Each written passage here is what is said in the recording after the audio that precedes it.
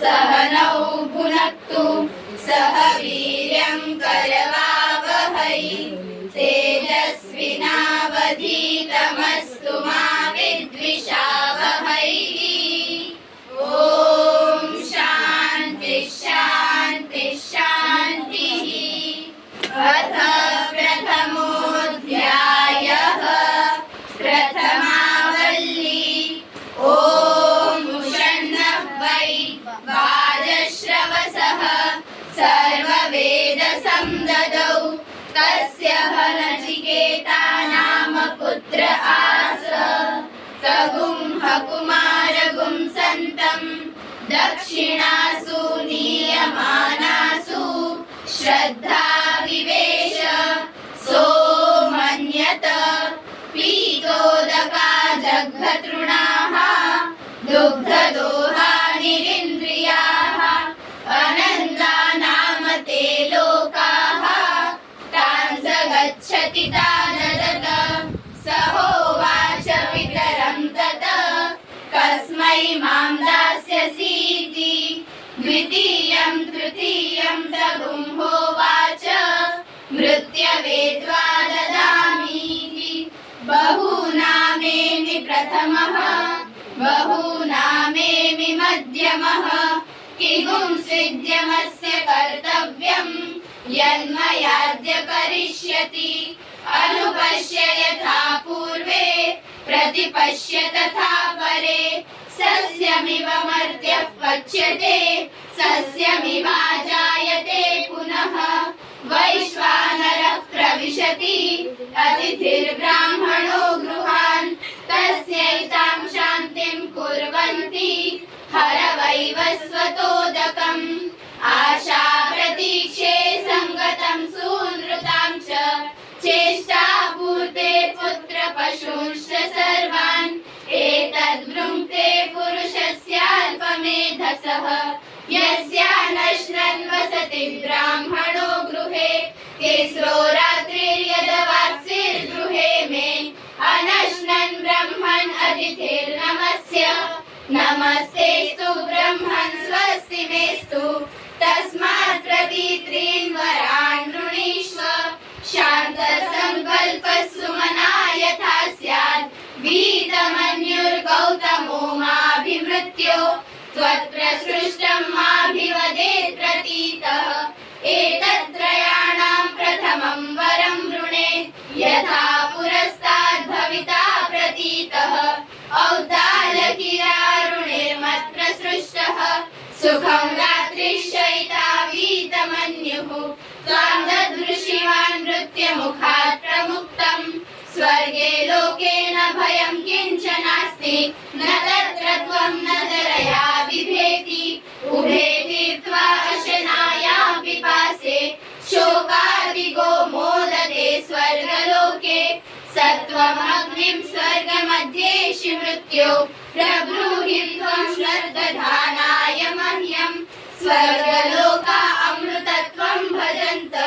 एतद्द्वितीयेन वृणे वरेण तमे ब्रवीमि तदुमे निबोध। स्वर्गमग्निं नचिकेतः प्रजानन् अनन्तलोकाभिमथो प्रतिष्ठां। विद्धि त्वमेतं निहितं गुहायां लोकादिमग्निं तमुवाच तस्मै। या इष्टका यावतिर्वा यथा वा स चापि तत्प्रत्यवदद्यथोक्तं। अथास्य मृत्युः पुनरेवाहतुष्टः। क्रियमाणो महात्मा वरं तवेहाद्य ददामि भूयः। तवैव नाम्ना भवितायमग्निः शृङ्गाञ्चैवाम् अनेकरूपां गृहाण। त्रिनाचिकेतस्त्रिभिरेत्य सन्धिं त्रिकर्मकृत्तरति जन्म मृत्यु। ब्रह्मजन्यं देवमीड्यं विदित्वा निचाये मां शान्तिमत्यन्तमेति। त्रिनाचिकेतस्त्रयमेतद्विदित्वा व्य एवं विद्वांशिनुते नाचिकेतं। समृत्युपाशान् पुरतः प्रणोद्य शोकादिगो मोदते स्वर्गलोके। एष ते निर्नचिकेतः स्वर्ग्यः यमवृणीथा द्वितीयेन वरेण। सह तृतीयं वरं नचिकेतो वृणीष्व येयं प्रेते विचिकित्सा मनुष्ये अस्तीत्येके नायमस्तीति चैके एतद्विद्या मनुशिष्टस्त्वयाहं वराणामेष वरस्तृतीयः देवैरत्रापि विचिकित्सितं पुरा न हि सुविज्ञेयमणुरेष धर्मः अन्यं वरं नचिकेतो वृणीष्व मामोपरोत्सीरपि मा सृजैनं देवैरत्रापि विचिकित्सितं किल तञ्च मृत्यो यन्न सुज्ञेयमाथ वक्ता चास्यं त्वाद्रगण्यो न लभ्यः नान्यो वरस्तुल्य एतस्य कश्चित् शतायुषः पुत्रपौत्रान् वृणीष्व बहून् पशून् हस्ति हिरण्यमश्वान् भूमेर्महदायतनं वृणीष्व स्वयं च जीव शरयो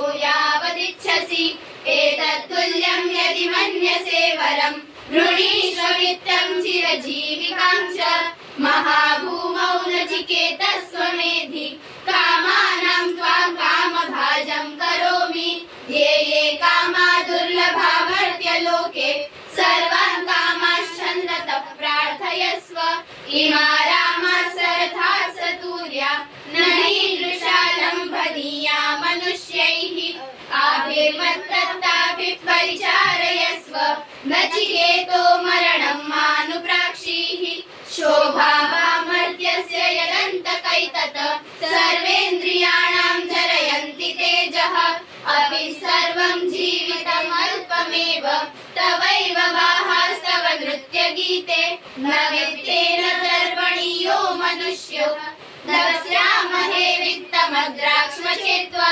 जीविष्यामो यावदिशिष्यसि त्वं वरस्तु मे वरणीयः स एव अजीर्यताम् अमृतानामुपेत्य जीयन्मर्त्यक्वधस्तः प्रजानन् अभिध्यायान् वर्णरतिप्रमोदान् अतिदीर्घे जीविते घोरमेत यस्मिन्निदं विचिकित्सन्ति मृत्यो यत्साम्बराये महदि ब्रूहिणस्तत योऽयं वरो गूढमनुप्रविष्टः नान्यं तस्मान्नचिकेता वृणीते।